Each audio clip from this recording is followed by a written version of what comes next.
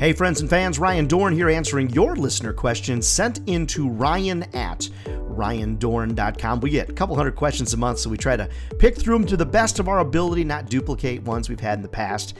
And here is a good one from my friend Randy.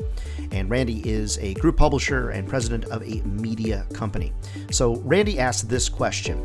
A current customer asks you to send in a proposal in the fall, which was sent.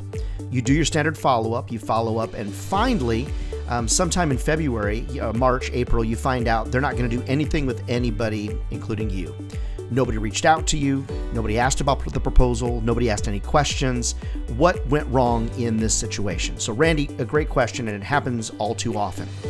Now, what we need to do, Randy and everybody, is we need to back up, okay, before the proposal was submitted to them. We need to back up a little bit. Let's just say, as an example, that you did have an opportunity to have a meeting with that person, which Randy is not saying here, but let's do a couple scenarios.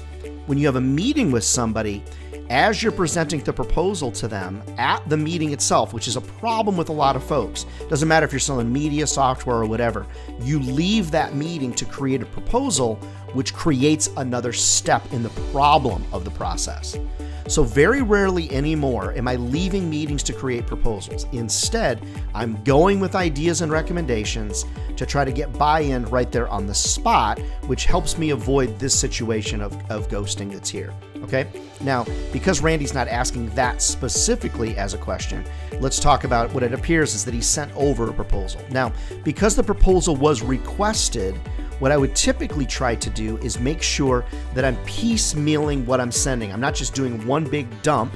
What I'm trying to do is create a little bit of a conversation with them, albeit via email or whatever, to kind of make sure that as I'm massaging the conversation, I'm understanding a little bit more about their buying process, when they're going to make decisions, what their budget is, who their competitors are, and those types of things.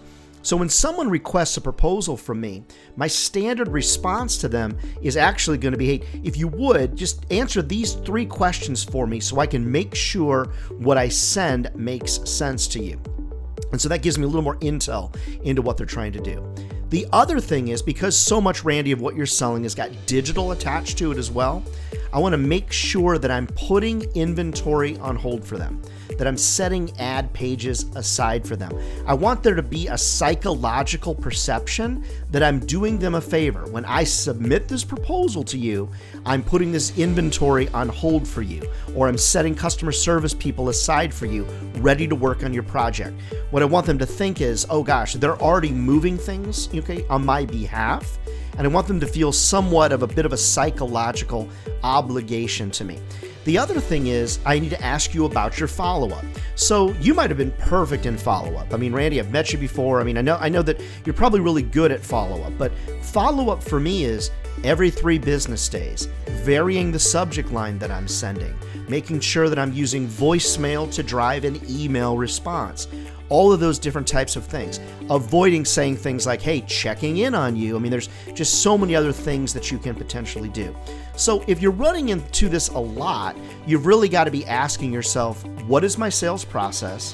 What does my follow-up process look like? What have I done in the process of presenting the proposal to make sure I'm doing everything I can to make them feel really obligated?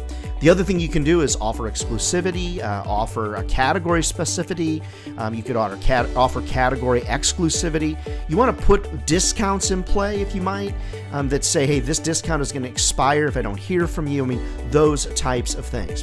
Now, one final thing. This is kind of a long listener question, but it's a good one, and I'm happy to respond to it. You also want to use video in the mix. Be using video to present your ideas, using video in follow-up. I'm a big fan, as a lot of you know, of tools like Loom or Vidyard to do that type of follow-up. So, Randy, really common situation, a lot of steps before the proposal was sent that maybe could have helped with that, but I hope that gives you a gentle idea or a general idea of how I try to handle not being ghosted. A lot of it is just in controlling a lot of that follow-up as well. So, Randy, everybody, great questions. Thanks so much for sending them in. Hey, keep your questions coming. Ryan at RyanDohrn.com. Never forget, friends, if sales was easy, everybody be doing it. And they're not. We're not crazy. This is a great job. It'll feed your family for a lifetime. All right, we'll see you next time.